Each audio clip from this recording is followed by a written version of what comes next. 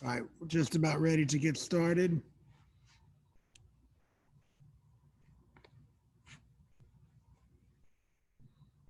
George, are you wearing a black gi top and white pants? It's not casual Friday. What are you thinking? He's wearing a 5-ring jujitsu gi. It's not that one. Then it would actually be upset. No, no, it's not. It's not the 5 rings pants. All right, let's bow in and get started, team. Line up.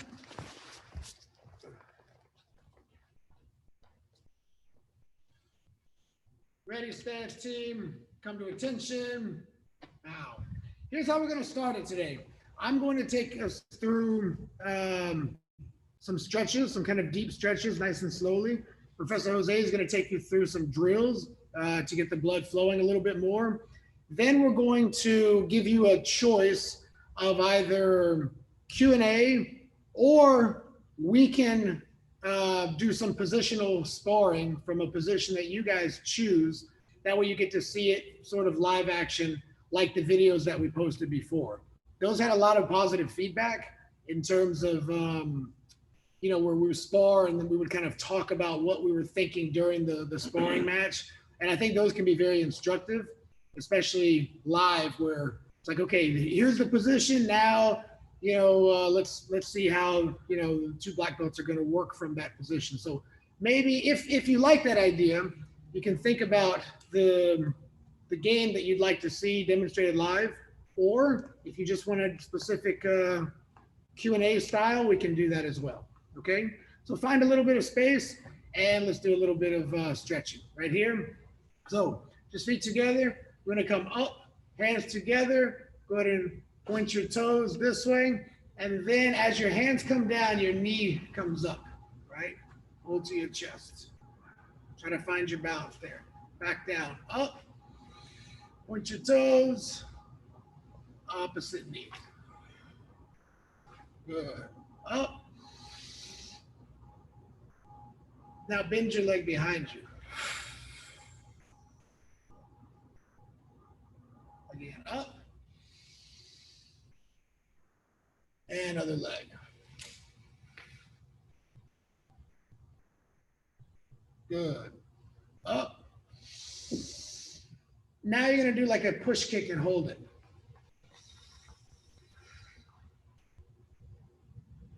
Bring it back in toward your chest. Up.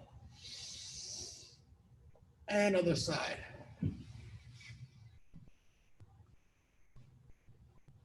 Good. Other one up. And now you're going to airplane leg back. Try to point your toes down. Good. Up. And other side.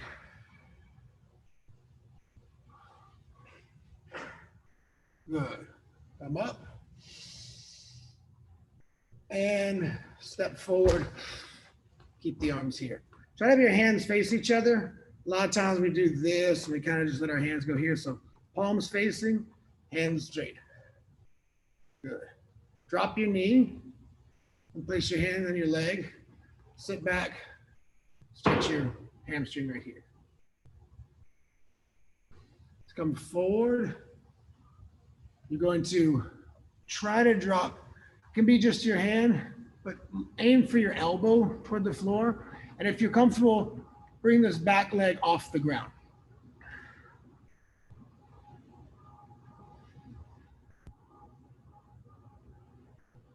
Good. Back up. If you can, push back. Here. Good. Up. And stepping forward. When you're here, okay, make sure this back hip is not opening. Turn it forward, and your front hip, push it back like this. Good. Now we can drop that elbow toward the inside of the foot here. If you want to drop your back knee, you can. I just realized I skipped ahead, so we'll do this one second. Drop the knee, hamstring stretch.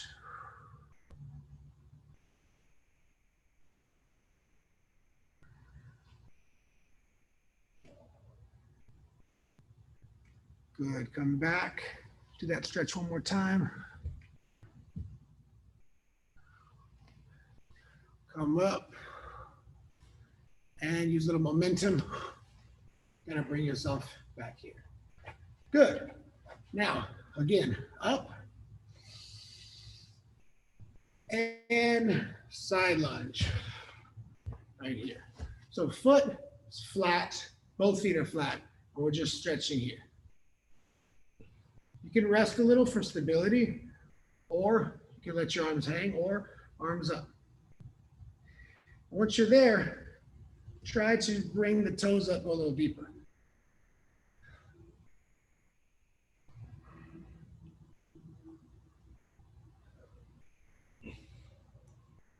Good. Hop back. Now, other side. Up. And sidestep. So again, both feet down.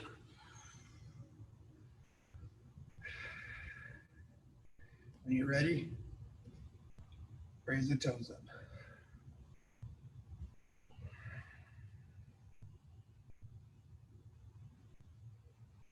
And back up. Good. All right. Now, let's go here. So up, come down, touch your toes.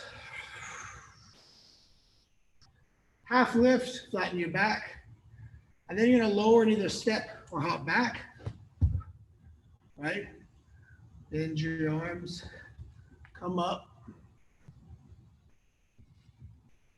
roll back, raise your left leg to the air and twist. Keep the weight even on both hands. So don't shift the weight to the hand on the side you're leaning to. Now, bring that knee to touch your near side elbow, left elbow. Come back up and twist. Bring it across to touch your far elbow. Back up and twist. Now try to come through and touch your nose. And then set your leg down. Now, let me show you something real quick. This position, you can leave your hips here, but if you don't like the way that feels on your knee, just put both of your legs at a 90-degree angle like this, and you'll get the same stretch without the pressure on the hips and knee. So you're here. If you're comfortable, then straighten this leg out, square the hips, flex this foot. Don't let it relax, right? Keep your toes flexed. And the more flexible you are, the more your leg will come out to more of a 90-degree angle. If you don't have it, tuck it in a little bit. I'm about right here. I think George is probably more, flexible there. And then just slowly start to lower your head and you can stretch your arms out.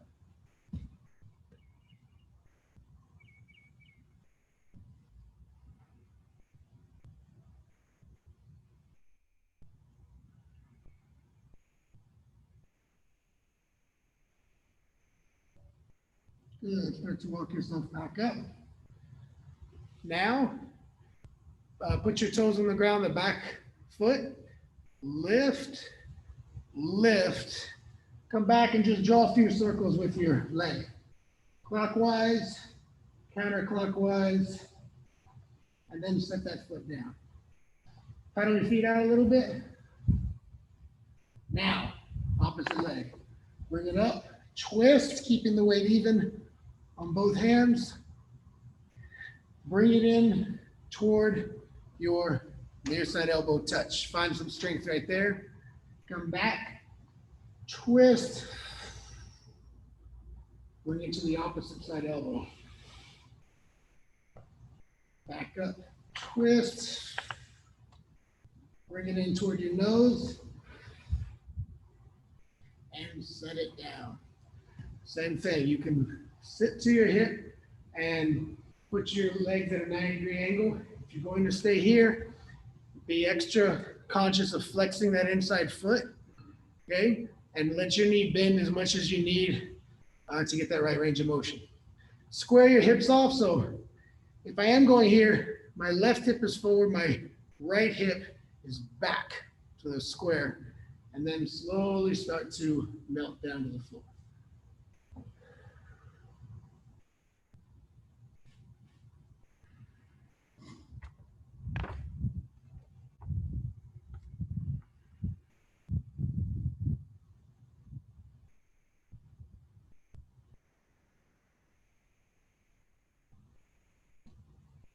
Good.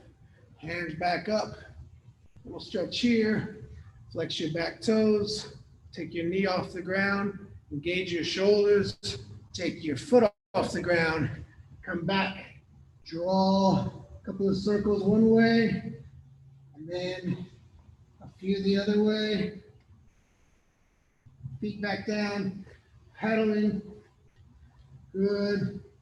And let's just take little tiny steps, like an inch at a time, walking our feet forward all the way up.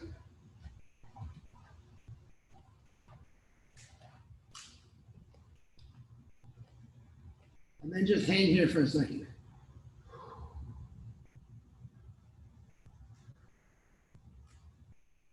Flat back. One more time. All the way up.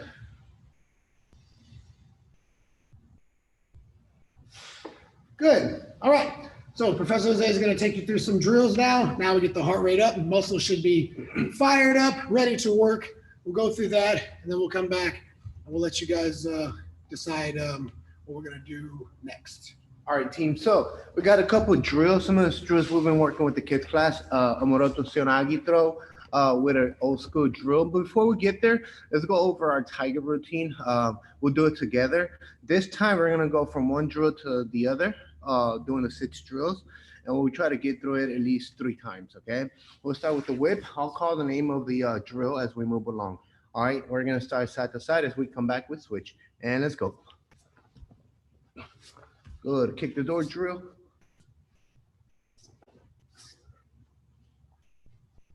Good. Around the world. Good. Protect the walking.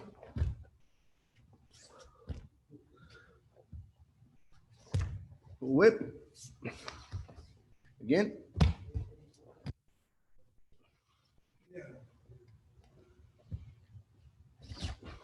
Lives a drill. Again. Kick the mouth drill. Whip.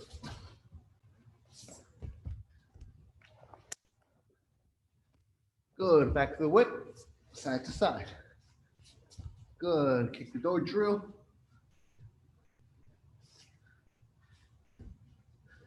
Around the world.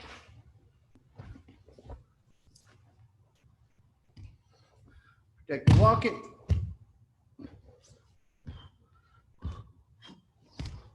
Whip.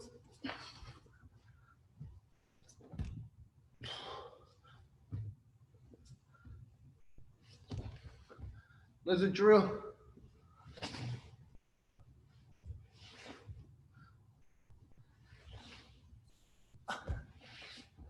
Kick the mouth drill. Whip.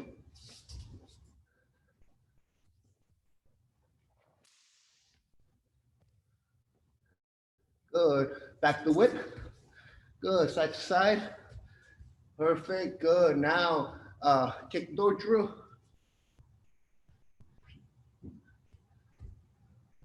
Around the world.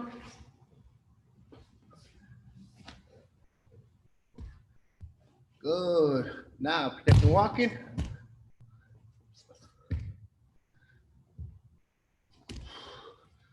Whip.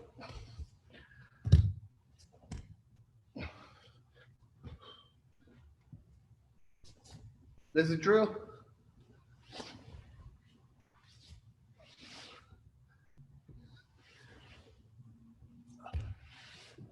them out drill. Whip.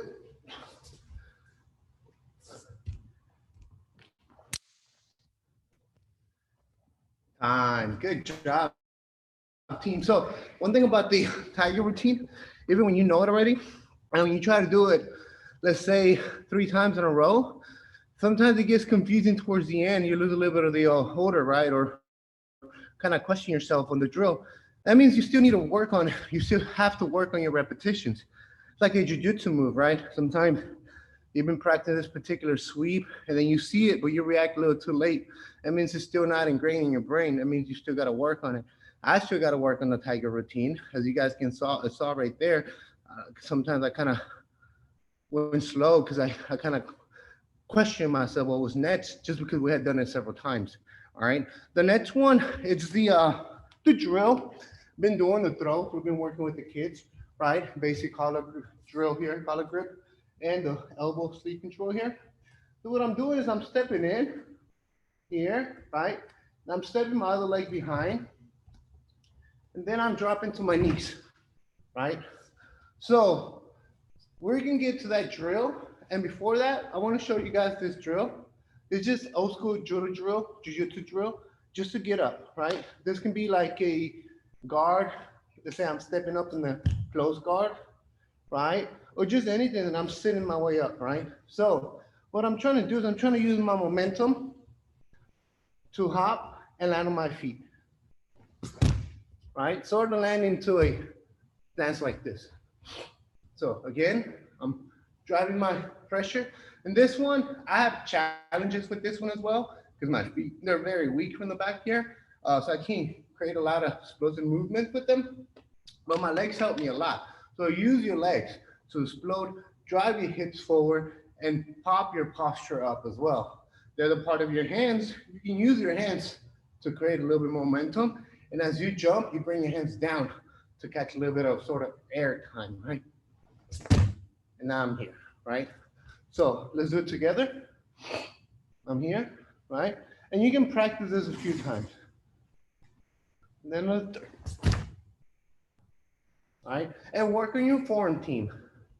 If you have a mirror, right? I don't know if you guys do this. I have a mirror in the garage where I work out, and I can see my form, whether it's working out or jiu-jitsu or anything, right? So keep doing this drill.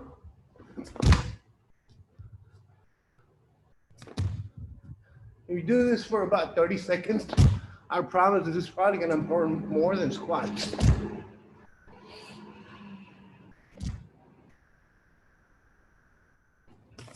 Good, perfect. So now we're gonna add the drill, the Moroto Tsunagi throw. And so the way this is gonna work, we're gonna drop into our position, then we're gonna hop up right away. And so you guys can do one side, then the other side, one side, then the other side. Let me see. I know Sam is here. He's done jiu-jitsu for a long time, so don't critique me. I'm in judo for a long time. Don't critique me there, Sam. If you see anything we can add, feel free to add it. All right. So this is what we're doing, right? I'm stepping across here, stepping my hips in, and then I'm dropping. The kids do it in a couple repetitions. We'll go 1, right, 2, 3, and then each after 3 we add the next step. 1, 2. The arms are always bringing the person forward, right? 3. Then the last one, we're sliding our elbow in, and then we're spinning, we're turning, so we can drop to our knees, right? And this movement, if you have mats, I would saturate it, right? So I'm here.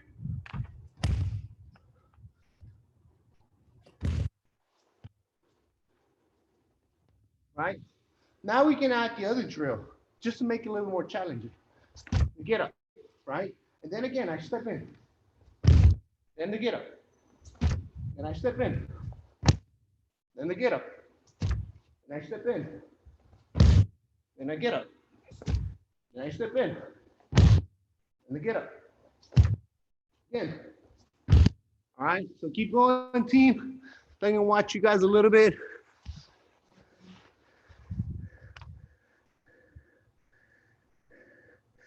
Good, Dominic. Thanks for teaching, Mona.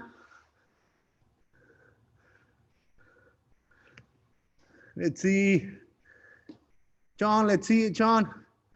There we go, sir. So the way I like to think about when I'm dropping to my knees is don't try to go forward with the throw. It's more I'm going straight down and I'm bringing my shoulder to the mat. All right. So when I'm here, right, and I'm already stepping in for the throw, I'm here and here, right? I drop sort of in under him, and then I drop my shoulder to the mat. I never want to go here and here and try to throw him forward. Every motion that I'm stepping in, I'm going in under his leg, sort of. So when I step in, I'm dropping. You see?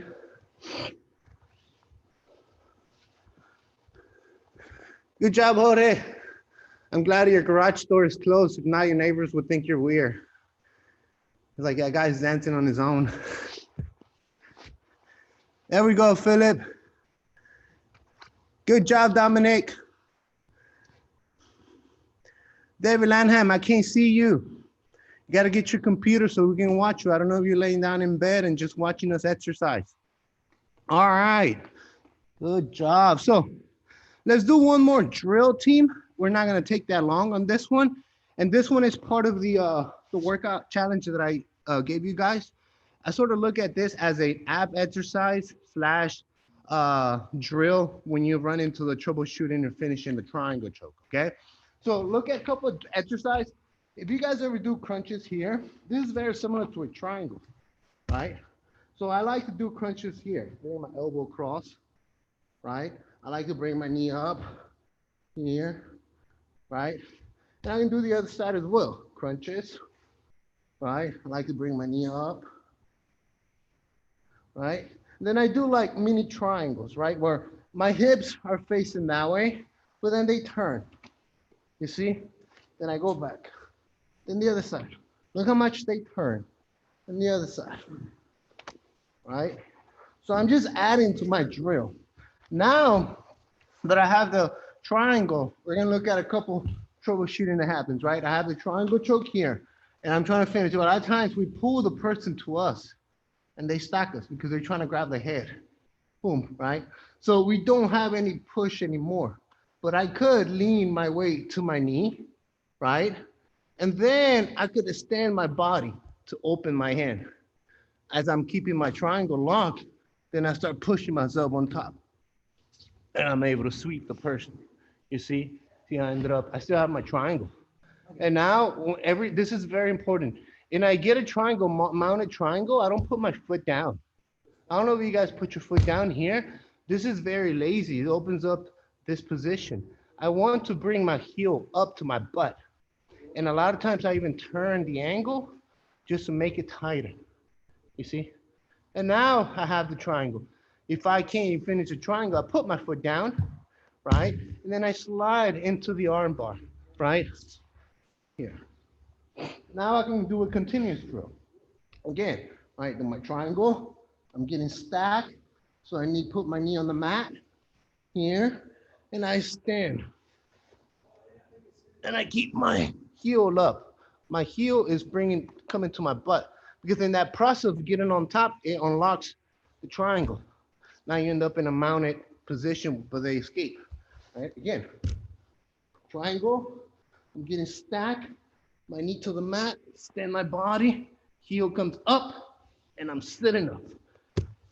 That's one. I can slide into an arm bar.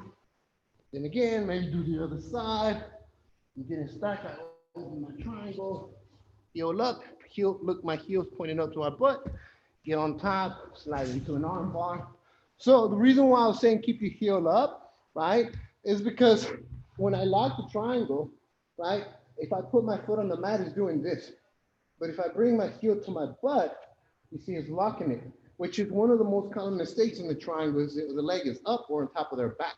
No, when they're on the ground, so the triangle gets locked, right? So if I'm here, I'm getting stacked and I turn. If my heel, my foot goes to the mat here, it's like if my triangle is doing this. But if I bring it to my heel in the process of sweeping, it keeps the triangle locked. You see? Now at times you can pull the arm and even finish from here just because you have such a strong position. All right? Keep going, team.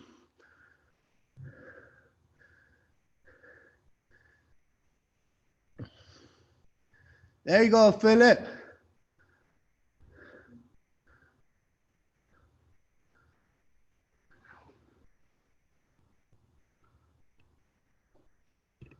So a lot of this drills, team, you guys can do it on your own, right? Whether it's something that Professor Travis showed you, Professor Cameron, Todd, or myself, you guys can put down a little set of exercise, the drills.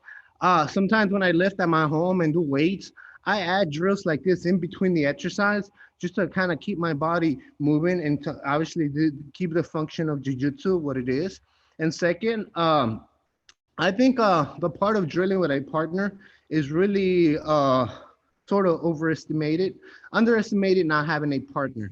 What do I mean? I think we rely so much on people to be able to drill jiu-jitsu. But I've been doing this since my early days. I've always sort of shadow bots, right? Which shadow jiu-jitsu, where I've always worked my hand movement. I always work my grip fighting. I'm always doing stuff. When I'm watching TV, I'm doing triangle drills. I pick up the remote and I bring it to me. Like I play with my dog. Like everything that I do in my life is jujitsu movement. I don't know if it's because I'm just so addicted to it and the reality that I'm trying to improve, or that that is just so ingrained in my head that everything that I do is gonna be based off jujitsu. Okay, so you guys hopefully like the little drill, the workout. The triangle drill, and hopefully enjoy the details. All right, so let's take it. Let's sort of open up here real quick. If you have a question, like a specific question that you'd like to see, then you can go ahead and unmute and ask. If you have a position that you would like to see us work from, so you can see how we each kind of react to one another's pressure from each position, then you can request that, and we'll try to limit the sparring to maybe 3 minutes, so it doesn't. We have to put our egos in check when we're like almost doing well and be like, no, don't train for an hour, because sometimes we do that when we think we want to win, but. And one thing the kids started doing, I don't know if you guys, but the kids started asking about moves that they don't really practice in class, right? Because they just want to see more of the expansion of jiu-jitsu. We started showing them even some other stuff that are like higher level advanced technique, just to kind of open up their mindset. Cool. All right. So who would like to open this up first? George? It's always George. George is the online champion, and all of you guys are white belts at the Q&A part, except for Philip and Chong. Never mind, y'all do all right. I just got a little upset there. Go on, George. Okay, so I'd like to see an exchange from the feet, because I pull guard, Jorge. What are you talking about? Yeah, he's gonna pull guard. I'm gonna try to time a double leg. I only exchange if I got the collar out first. No, just okay. kidding. No, but even that, like if coach goes to pull the guard, right? Coach has a really good guard, and Professor Travis has really good pressure. So I'll still be interested in seeing how that exchange plays out, and then maybe like some strategies. You don't think I'll be able to take him down? Nah, Coach Travis. Yeah, right. That's pretty much what he's saying. He said, "I know you're gonna pull guard, so I would like to see that." So you'd like to see maybe an exchange from standing, and then how it develops onto the ground, like the reaction. Like, okay, let's say if somebody pulls guard, how is the other one reacting? Exactly. How are we reacting right away? Yeah. So it doesn't have to be like, and then it goes on forever, right? Just like that initial movement. Sure. Yeah. Okay, that's fine. Let's do it. Just one note, this is usually, there's a broad range of possibilities that happen when you play this, right?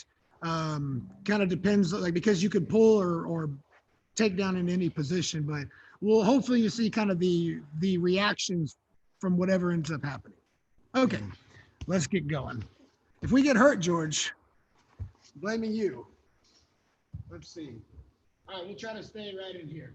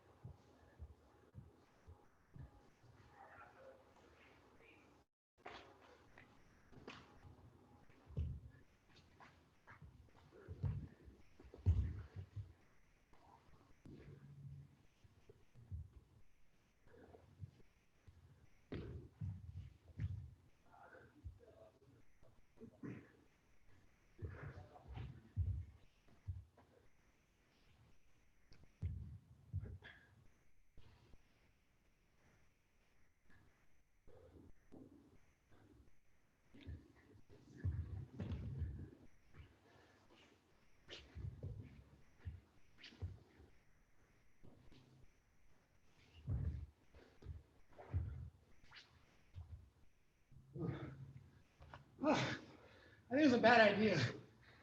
I'm pretty tired. Were you guys able to see all the way over there? Now 2 minutes to recover. And then Okay. So I already saw a couple of things that I have questions for, mostly for Coach Jose. go for it. So when Coach Travis did that, like snap down move to, you know, maybe like an ankle pick or something, like where you like, he grabbed it, he had the lapel and sleeve, I think, and he like went to like snap down and went down to his knees. And then he kind of, he faked the leg and then he went for like either a double or a single. He kind of he shot off of that. And you counter that without going full on sprawl. You did like a half sprawl. How were you able to do that and stop the takedown and not like, and stop his momentum forward? Okay. Let me think back on the specific grip that I had. But what happened at the beginning, I did something lazy. But I try to I was trying to make Professor move his stance a little bit. And I try to throw my leg in, try to do like a Kuchigari kind of thing. But more than anything, I was trying to get him to move. And what happened, he ended up neutralizing that. And he timed perfect into a single, right? And so what happened on the single, when he had the single here, like my objective is to turn away and push, right? And just constantly push so I can try to make this part of my hip heavy, even because he has my leg here. So I'm trying to kick my leg back, right? And then I'm trying to keep pressure. At one point, he came sort of in front of me, right? But I kept just trying to move my knee out. It's between this and this. You see? So can you grab it, Professor? So he was here. I had like this and this. Yeah, and this grip was huge because I started kicking my leg back and kicking. And at one point he still had it here, but I was out more. And then I brought this grip higher. Then I was able to finally kick it out like this. I was watching, believe it or not, it's crazy. I was watching a Khabib video last night, late at night. And it had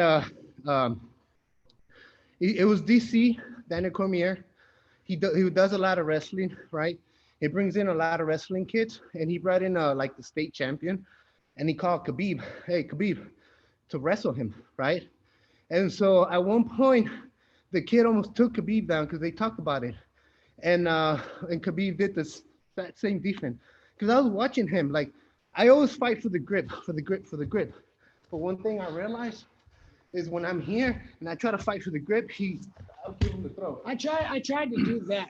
I was trying to time when he turned his knee. I wanted to do a sort of a modified sit out to single leg, but I couldn't get it. He kept his leg too far away. pressure out of it. That and the grip. Yeah, and the grip. This is what he kept doing very well. Anytime the kid got so deep, doesn't matter. He kept going here, here, here. Every time was here. This type of push, everything like this, right? So if you try to go ahead and try to take me down, Professor, here, you see? So I don't know if, honestly, like I'm really not very successful at stopping his takedowns once he gets so deep. I just think it was a matter of I saw somebody with such a high level wrestling against a high level wrestler. Just a little clip of watching them that kind of opened up my brain, I guess. But it's a very, very basic defense, though, Jorge.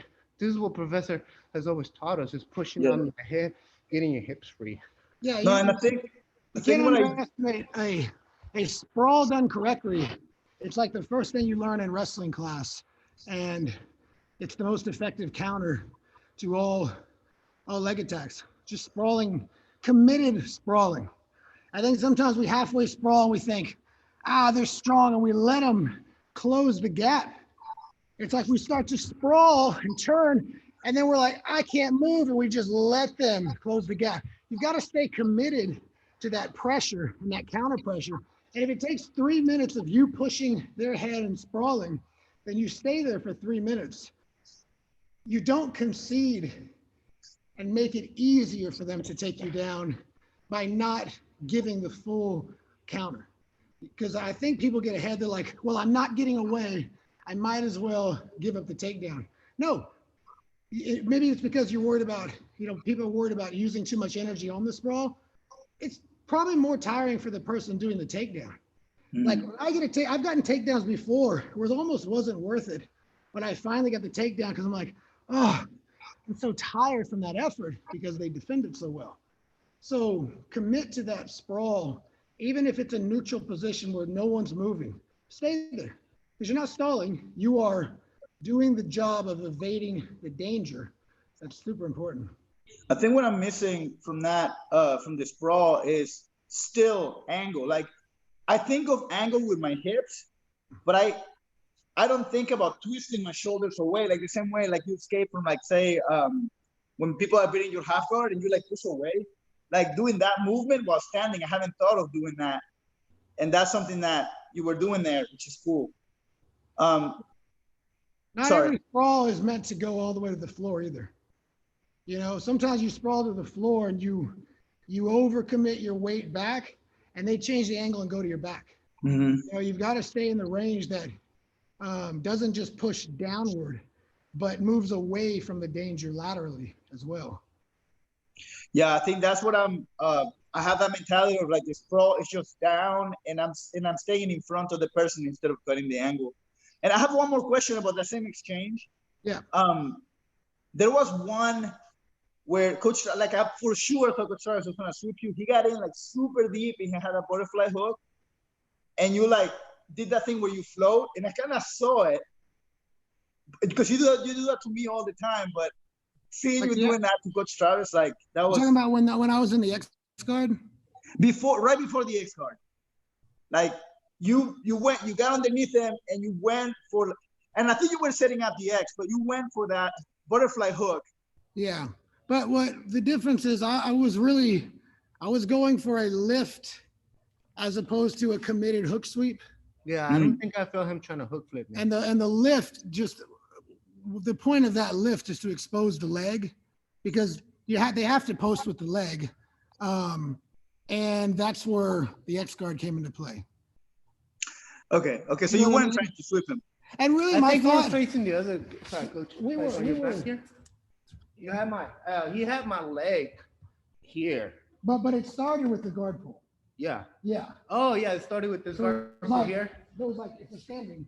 And the reason, like I thought to pull, because there's a little bit of unfairness in like we kind of know a little bit of what the other one's going to do. So even and everyone's talking about, oh, he's gonna pull guard, and I was like, well, let me time I think we both tried to trick each other a little. Like he tried to trick me with the takedown, and I was kind of ready. And then after I failed the takedown when I got up, that's one of the best times to pull, is when they think you are an aggressive takedown person who's coming after them. You've gone for a really strong leg, so their weight tends to be a little bit open, and then something like this is a little more open to take, because if the thought is stay away from the double leg and the shot and play this more defensive game, when you shoot in, they're a little more, you're a little more likely to get what you want in terms of that kind of a guard.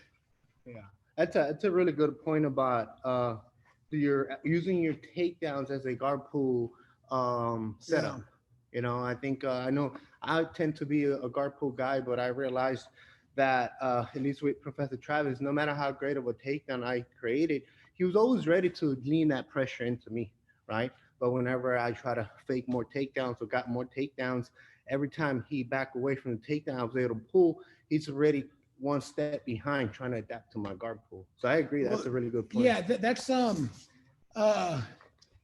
you think about it, like, and you've pulled guard on me many times off of like a halfway double leg shot. Yeah. And no matter what, you've got to sort of respond to takedown pressure coming forward.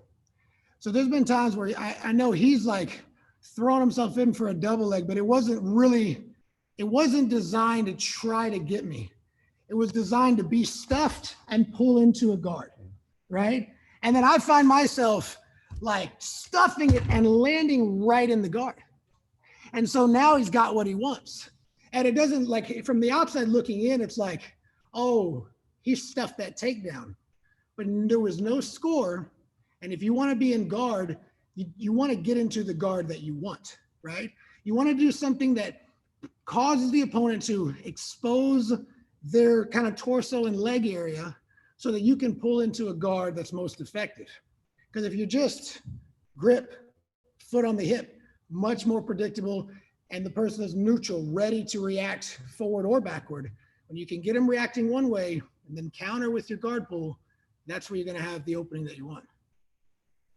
So just to reiterate, so like if somebody's doing like the Melissa defense, right, where she grabs the double lapel, sticks her butt out, and just kind of stands there, that and she's really hard to move from that position because it takes forever for me to get it moving. Doing that kind of a Sumigaishi, just sit down and overhead sweep. 100% success rate, right? When you're going with her and she's doing that, it's just like, it's quite literally like a warm-up drill. Straight to the mount. I hope she watches this. All right, we've got some time. Are there any other questions or any other positions we'd like to see? Or do we just want to do a core workout? Question, positional sparring request, or 15 minutes of abs nonstop? I'll give you, Mona has a question. It's probably one of those weird submissions that she does. What's that? Plata Mana Plata. But it's a normal position. So it's Delahiva, double sleeve grip, and you're pushing the leg, and then you pass the sleeve under to the other hand, and like you walk up the back to sweep them. Okay, so I get the position right, and I get the hand, but I can't knock them down. All right. So, okay, I have an idea, and then I'll kind of give my idea, and then Professor Jose, if he has anything to add here. But so we're gripping. Are you handing this sleeve off, Mona? That sleeve will go to the other hand under the leg. Right here. Yes.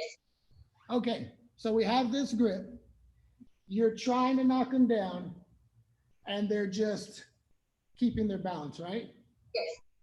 Okay, I had this trouble a little bit too. And first of all, grip as high as you can. Because right here, when he postures, his head can move. It's a bit of a tug of war. He's pretty strong there. And sometimes when they're strong, go ahead, you've got to shake a little bit to bring them to you. So that higher grip, as high up as you can, or as far around the back as you can, gripping is stronger. And the other part of that, when you're here, make sure this foot is staying here, right? Now, one of the counters, not that this was your question, but I just want to address it if you guys start playing, is if he steps back and I allow him to step back, just unravel it. So what I'm doing is keeping my left knee pushing in like this into his leg. And I'm leaning this direction. Now we're here. And maybe I don't get it quite. Let's say I don't get that high of a grip, okay? So that's the problem, right? How do I do it? So here's what I do. Before I just kick and pull him in. See this? Everything leans back, and then you kick out. Okay?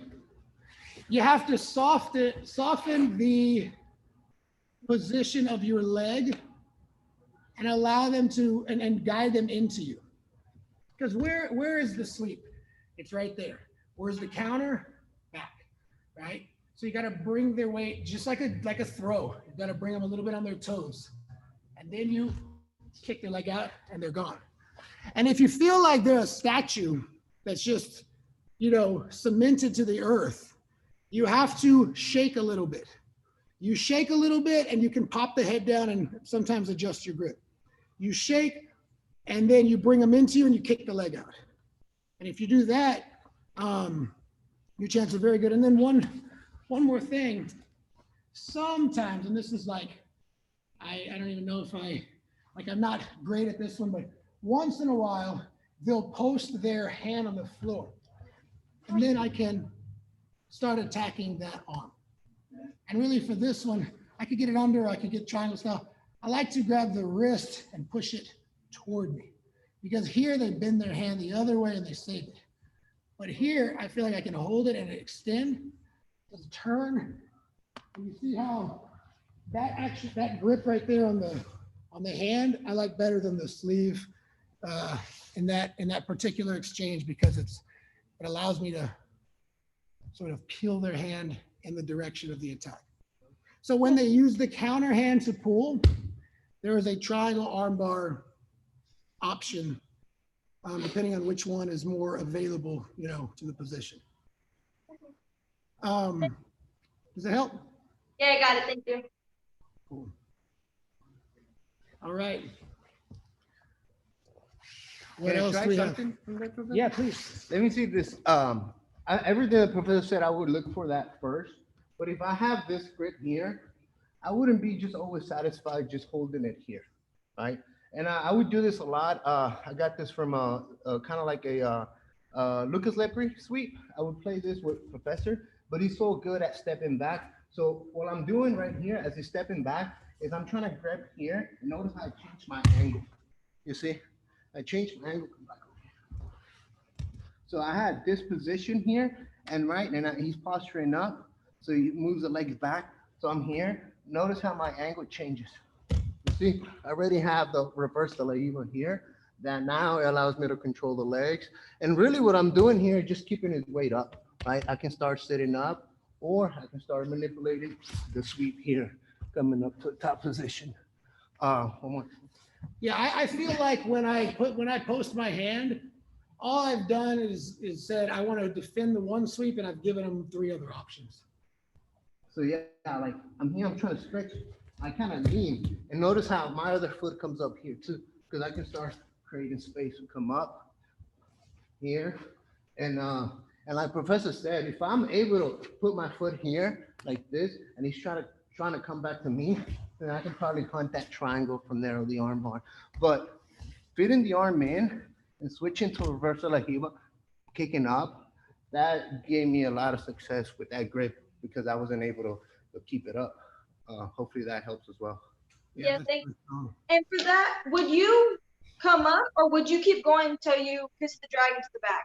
On that takedown? On that sweep? Then yeah, we switch it. Yeah. Well, it all depends how he reacts, right? Because a lot of times when I would go here, like he kind of started driving that knee into me, you see? So I can try to look for this option of kind of controlling the opposite way, depending how you post. But this is probably the strongest thing that I can do, is using my reverse de la Hiva here, try to guide them up, then try to sit up into this position. I still have the arm though, right? And believe it or not, here they don't want to give the takedown, so they kind of start turning like that. So you can either hop up and take the back from there as well. Notice I still have the grip, right? Because if I let go of the grip, here, he can see the position. Like I would roll forward on the shoulder too. Boom. So, I mean, it all depends how he balanced, but I would try to force the sweep that way first. Thank you. Yeah, holding on that sleeve is real. It's real frustrating because you feel like you have so many options if you have that free. So if you can hang on to that, even if the position of the original attack changes, they don't have any good options. It reminds me a lot of that cross sleeve from the La Hiva when you lean heavy to this side. Yeah. But this one, I'm just leaning heavy to reverse the La Hiva. Right. And it's like, I feel like it's not that bad. If I just get this out, there's almost like a false sense that I'm going to get free. Yeah. You know, like I'm going to get out and then. And then the cool thing is like, once you do that, you have access to the collar and then you can reach up higher too. Yeah.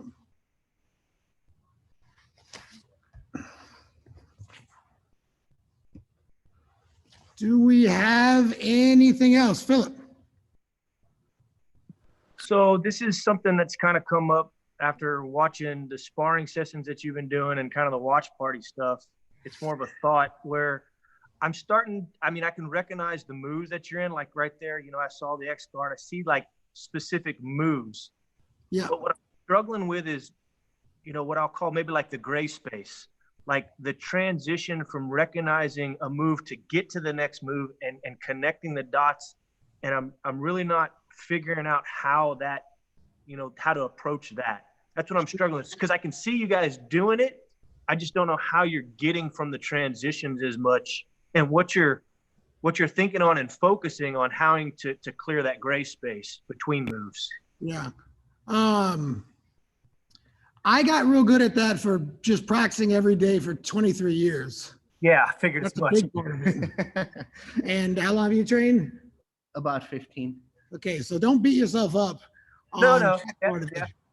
What I would do is the only real, suggestion that I have is don't pick apart your entire game and find all the flaws that you think, they're like, oh man, well, I know X guard, but I don't know how to go to the sweep, and I know close guard, so I would think of it as like, pick one idea to drill and get really good at filling in the gaps there. And what you will do is you will teach yourself how to figure that out with other things, because the question is so broad that you can use it. You can find that flaw anywhere, and even at a black belt level, I have techniques where I don't get the connections because I haven't explored certain techniques very much, right? Yeah. What you really want to try to do is identify the parts of the move that make sense and why. Why does the X guard? You mentioned that one, right? So let me just kind of see right here. Like I'm not a really. Let's think it's that way. Yeah. Like I'm not real adept at the X guard. I'm decent at it, right? But why does this move work? Because I can push his hip with one foot and I can push his leg with the other, and both of these keep his weight off of me. This leg, if it steps back, is going to give me problems, but if I keep it up, I'm here. So if I don't know any X guard moves, I just know that I have this kind of control, and I can offset his balance by doing that. Then I can start to look for, well, how can I do it? And my basic sweep here is just to push, kind of keep your balance for a second. And once the weight has shifted all to one leg, I don't need as many legs underneath, and I can start to come up. Now I'm in a high single. If he crowds me, he's pretty much got to do that by putting his hands down, because here I can push away, but if his hands are down, like here, yeah, now it's maybe hard to do that. Maybe what happens if I take one of those defensive points away? Now I've changed the angle. So now I've explored forward, backward, and then let me just do one more. And then if he stands like really tall, then he's got no balance on his backside, right? There's way more than that, but that's kind of how each position has to be I think, broken down. Simple before it's advanced, and understanding why the moves work. Yeah. Right? The reason why the X guard works is I've got 2 levels of control with the strongest parts of my body. My legs controlling his hip and legs, the strongest parts of his body. So I've taken my greatest strength and weakened his greatest strength. Now I have to maintain my position, because if I lose one of those feet, then I'm in a weakened guard, right? I don't have the same level of control. And now I start looking for, how is he countering? Well, he's putting his hands on the floor, he's balancing out wide, but he's not really doing, anything that threatening until I lose my position. Maintain the position is the most important thing, because sometimes just by being good at keeping a position alive, you frustrate the opponent, and they give you the thing that you're looking for, because they're so frustrated by their inability to beat the position. So maintaining solid position is same thing. Like if you're really good at holding the mount, sometimes people will give you an armbar because they just hate being mounted for 3 minutes nonstop. They can't stand it. So they're just like, they'll give up the back or they give up the armbar just to get out of the position. So think about how you can hold the position, and don't be so concerned always with having to finish. Like, I've got to connect the dots. I've got to get the sweep. No, you don't. You've got to stop them and keep their position weak for as long as it takes. And if you start to go for an attack and you feel yourself getting weaker, like you're losing the integrity of the position, go back to it. Go back to it and try it again. Connecting the dots is easier when you feel like you really have a solid understanding of the position. I thought you did really well at the Houston Open, Philip, when you got the mount and you just like smothered your opponent for the whole time. That's smart, never let them get out of that position. The only time you should trade positions is for a submission or a better position. Other than that, keep any winning position as long as it takes.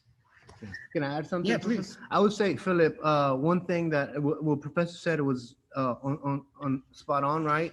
But one thing, like kind of like the metaphor of a trip, right? Your technique is the road, and your grips is your street signs, right? Was guiding you. So any position that you go to that you want to work on and explore, think about what are the proper grips. Always remember the grips: the sleeve, the collar, the cross sleeve, the pants leg. That is going to be the dots is going to allow your techniques to connect.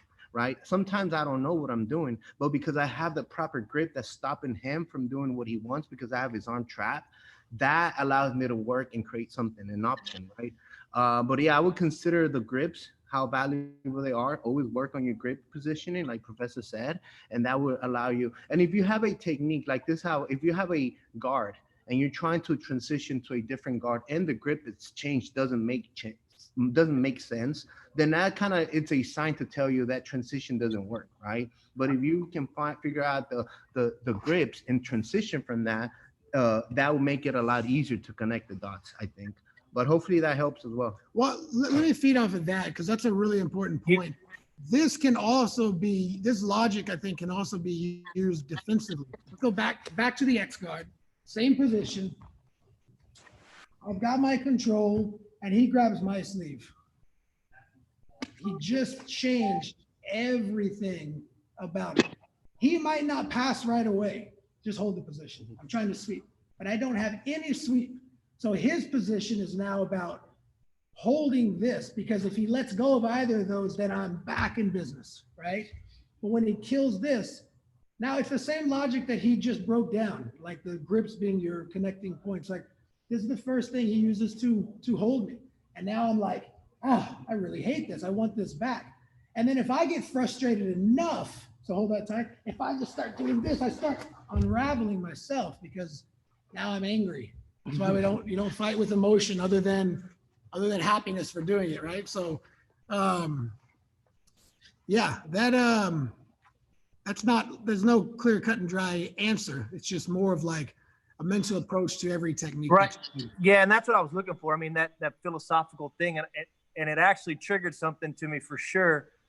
Going back and looking back at the blue belt curriculum, and not at the specific moves, but like how you were showing the X guard, the 3 different ways you could take it. So looking at the move and looking about grips and hand transitions in and out of those now. So I think my questions now are going to come more from a perspective, not executing the move, but like you said, what it follows to and positional setups in and out of that move, both offensively and defensively. So that's really what I was looking for. So that helps. Good. Well, guys, we're just about up. But Philip, last note, your questions are really instructive to everyone. Being extremely curious about jiu-jitsu and questioning things and looking for solutions to problems and always having that sort of, childlike curiosity is going to be a big part of your growth. I was like that. Like when I started, I was obsessed with jiu-jitsu. Like I couldn't get enough of it. I wanted to know how everything worked. And with that sometimes comes frustration because it's like, as soon as you walk toward the horizon, you just see more horizon, right? You never get to the end, but that's how you know you're on the right path. That you're always very inquisitive. It's a super important trait to develop in getting great at anything that you want to get great at. So keep asking the questions, keep looking for answers, and we're going to keep answering the best way that we can. So awesome stuff, guys. Really good class. If you like that little sparring kind of session, we can do those again. I think we're trying to continue to find a blend of bringing some new ideas to these classes and sticking with the exercises, the drills, the Q&A. But I think the little sparring videos are helpful, and hopefully you guys like those. We'll keep doing them. Let's line up and bow out.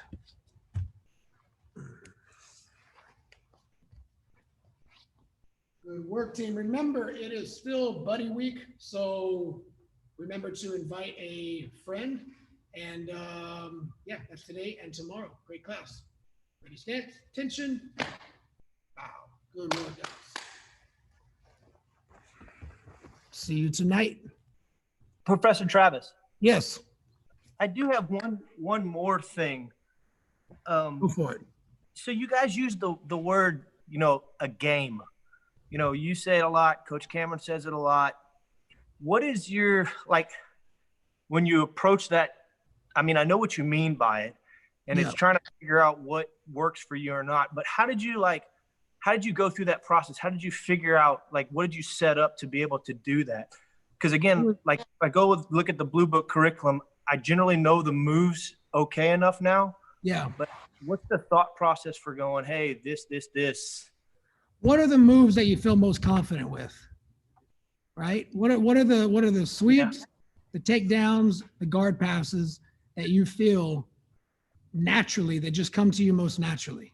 Right. And as you progress and learn new techniques, keep an open mind as you learn them, that you want to learn them the best way that you can. And they might become part of your game, but not every move is going to become your game.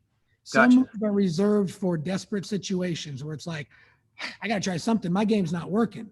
But your game is the things that you feel best at, that you have the most confidence doing, that you have a high success rate with. And a big part of that is just that you enjoy them. You just feel this connection with techniques, right? Better than you do with others. Man, I feel like I got it good. Like for me, the hook sweep from the guard has been my game since blue belt. And it's still my game. Like it's still one of my really go-to sweeping techniques. And it's worked at every single belt level. So that's how you know, right? There's nothing wrong with changing your game. There's nothing wrong with adding to your game. You should always be modifying your game, because if you're a purple belt, down from blue belt, your game's got to up. It's got to be better than it was before, because you're fighting people that can counter your techniques better. But believe it or not, you're going to be doing a lot of similar techniques at black belt that you'll be doing at blue belt. White belt is, you're just starting to find your game. So don't be in a rush to make it happen. It's going to come, but I mean, it's more of a feel. It's not like you identify. It's not like you put in your data in a chart and it tells you what your game is. Like, well, I'm this tall and I weigh this much and this is my body fat and here's how flexible I am, right? It's more like how you feel. Yeah. Okay. I guess I get that concept. and I guess within that part, between like a guard and, you know, those different De La Rivas, X guard, all those other things, depending on how you feel, there's really nothing that clashes within them, right? I mean, you can generally always flow through stuff, right? Yeah. Yeah. Jiu-jitsu is not, there's no There's nothing- style that are incongruent with other styles. You can have, you can mix and match and change it up. And sometimes that's the best thing to do. Like we're going with Professor Jose, like I typically prefer the takedown, but sometimes pulling guard is better depending on how they're reacting, you know? Right. So, yeah. Okay. Cool. Yep. Thank you, sir. All right. You're welcome. See you guys soon.